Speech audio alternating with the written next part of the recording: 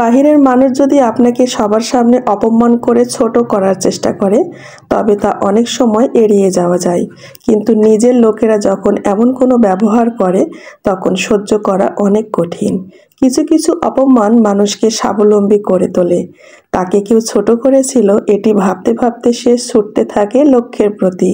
আসসালামু আলাইকুম আমার প্রিয় ভিউয়ার্স, আপুরা, মামুনিরা, কেমন আছেন সবাই? আমি মুক্তা রাজশাহী থেকে বলছি।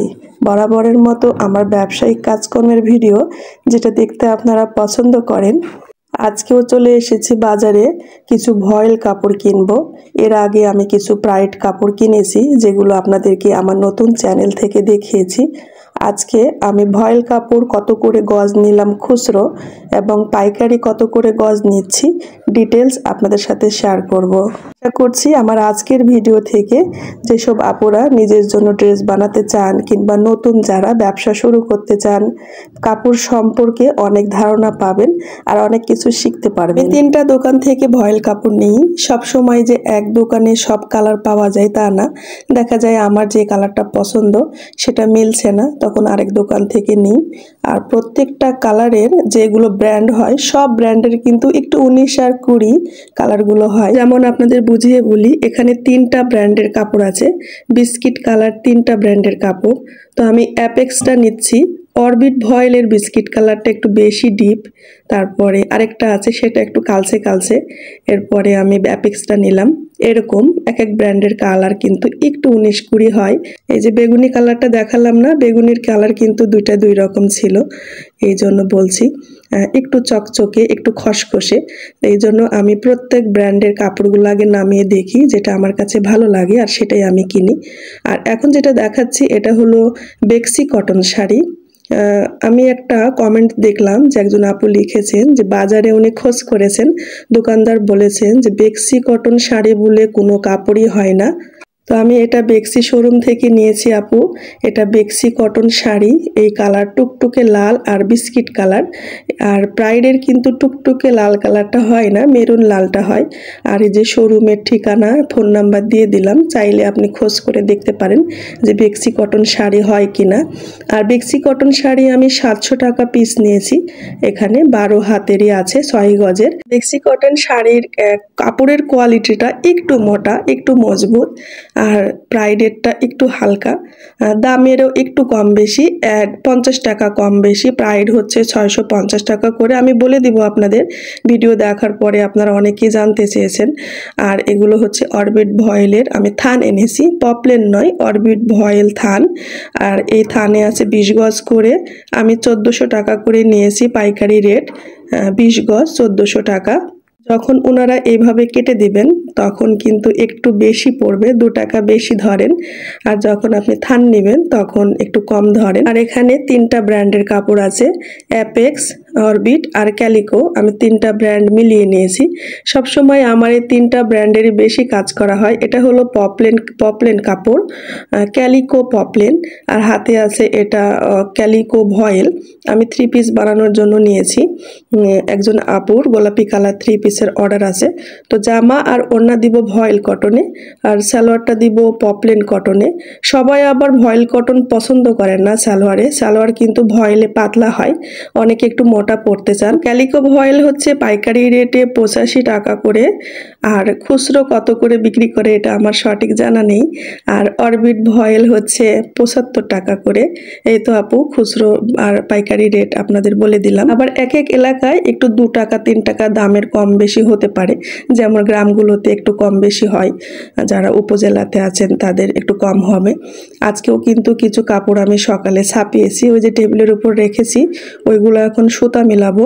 আর সেদিন আমি প্রাইডের কাপড় কিনেছিলাম, আপনারা অনেকেই জানতে চেয়েছেন যে আপু কত করে পিস নিয়েছেন। প্রাইডের শাড়িগুলো 650 টাকা ভ্যাট সহ। আর যখন আপনি পাইকারি নেবেন মানে 20টার ওপরে নেবেন তখন একটু কম পাবেন, আর 50 টাকা কম ধরেন তখন। তাছাড়া খুচরো যারা নেন তারা 650 টাকা করে নেন। আবার এই শাড়ি কিন্তু অনেক কোয়ালিটির হয়, অনেক ব্র্যান্ডের হয়, তো এক এক ব্র্যান্ডের কিন্তু এক এক রকম দাম হয়। আমি অন্য ব্র্যান্ডের কথা বলতে পারবো না, শুধু বেক্সি কটন শাড়িটা কেনা হয়। আর এই প্রাইড কটনটা কেনা হয়। আরেকজন আপু জিজ্ঞেস করেছেন যে প্রাইডের দুটা করে সিল থাকে কিনা। কখনো দুইটা থাকে, কখনো একটা থাকে। তবে আপনারা অবশ্যই লেবেল দেখে কেনার চেষ্টা করবেন, সিল দেখে কেনার চেষ্টা করবেন। প্রাইডেরও কিছু কিছু কালার আছে, সেই কালারগুলো উঠে যায়। কিভাবে উঠে, যদি আপনি ওই কালারটা অন্য কোনো কাপড়ের সাথে ভিজান তখন বোঝা যায় যে এই কালারটা এই কাপড়ে লেগে গেছে। এরকম আমার সাথে অনেকবার হয়েছে। আমি চকলেট কালার কাপড়ের উপর চকলেট কালার সুতো দিয়ে অনেক কাজ করেছি। আমার কাছে চকলেট কালার বা কফি কালার, ওই কালার না এখন আর পাওয়া যায় না, আগে খুব পেতাম। তারপরে নীল একটা কালার পেতাম, রয়্যাল ব্লু টাইপের, সেটা উঠতো।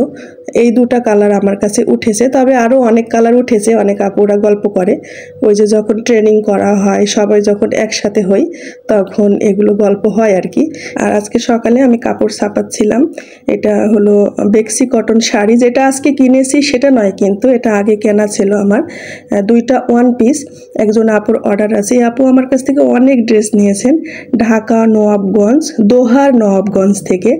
আপুর এবার ড্রেস দিলে কমপক্ষে 15-16টা ড্রেস নেওয়া হবে। আপু আমার কাছ থেকে 1-1.5 বছর আগে থেকে ড্রেস নিচ্ছেন, এবার ঈদের জন্য অর্ডার করেছেন। একটা শাড়ি থেকে দুইটা ওয়ান পিস যখন আপনি কাটবেন তখন কিন্তু একটা হাতাই জোড়া পড়বে, আর একটা হাতা সুন্দরভাবে হবে। তো আমি যেহেতু ব্যবসা করি, আমি অন্য শাড়ি থেকে কেটে এই আপুর হাতটা মিলিয়ে দিয়েছি। আপনারা যখন একটা শাড়ি কিনে দুইটা ওয়ান পিস বের করবেন, হয়তো বা 2 মেয়ের জন্য দুইটা ওয়ান পিস বানাবেন, তখন দেখবেন একটা, এই যে আমার সাইড থেকে যে কাপড়টা বের হবে সেখান থেকে হাতাটা আপনাকে জোড়া দিয়ে নিতে হবে। সামনে আমার ভিডিও আসবে কি করে একটা শাড়ি থেকে আপনি 2 পিস এবং 1 পিস বের করবেন। এটা নিয়ে ভিডিও আমার শ্যুট করা হয়ে গেছে, এখন এডিটিং করা হয়নি। এরপর রান্না করলাম, হাত মুখ ধুয়ে রান্না করলাম, ঘর বাড়ি মুছলাম, ধোয়া মোছা সব শেষ।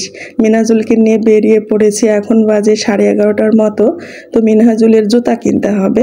বাবাটা আমার কোনো কিছুর প্রয়োজন হলে সহজে আমাকে বলতে চায় না, ওর বাবাকেও বলতে চায় না। আমি দেখেছি আমার মিনহাজুলের স্বভাব চরিত্র দাদার মতো, মানে কোনো কিছু নিজের জন্য চিন্তা করে না, কিনতে চায় না, খেতে চায় না, সবার খোঁজ খবর নেবে। তো কয়েকদিন থেকে লক্ষ্য করছি ওর জুতা কিনতে হবে। তো আজকে ওকে স্কুলে নামানোর আগে জুতা কিনে দিয়ে তারপর ওকে স্কুলের গেটে ছাড়বো।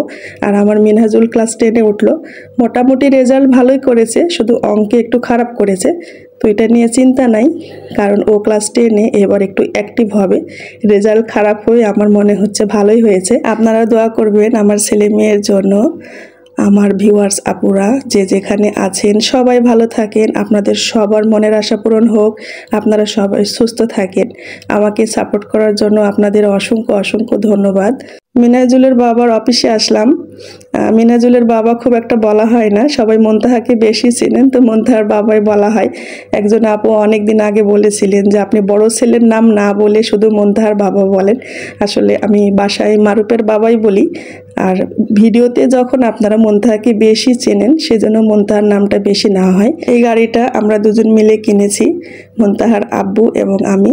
তো মুনতাহা এসে গাড়িতে বসেছিল অনেকক্ষণ। আর আমাদের যে গাড়িটা বিক্রি করেছিলাম, যেদিন বিক্রি করেছিলাম জানেন না, সেদিন মিনহাজুল যে কত কান্না করেছিল হেলমেট না দেখে।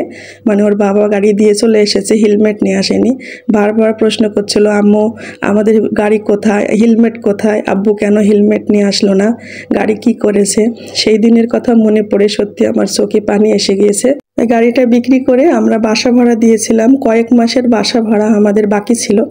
বাড়িওয়ালা বারবার চাচ্ছিল।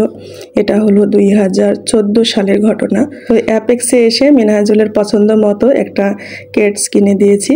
এরপরে কাপড় কেনার জন্য বাজারে ঢুকেছিলাম, ওই যে কাপড়গুলো কিনে বাসায় চলে গিয়েছি।